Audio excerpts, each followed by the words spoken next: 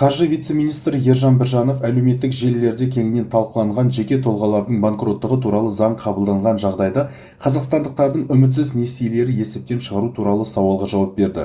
Ол жеке тұлғалардың банкроттығы туралы заң жобасында проблемалық қарыздар мәселелерін шешудің құқықтық тетіктерін құру, несие тарихын ақтау және санкциялар мен айыппұлдарды азайту мүмкіндіктері қарастырылғанын айтты. Несиелерді есептен шығару бұл заң жобасына қатысты емес және нормативті құқықтық актінің нысанына жатпайды.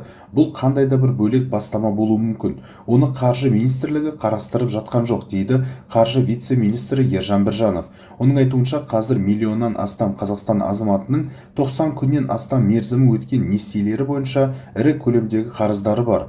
Мұндай несиелердің жалпы сомасы 1 триллион 450 миллиард теңгені құрайды. Олардың 96%-ы 5 миллион теңгеге дейінгі несиелер, кепілсіз әдетте тұтынушылық кредиттер.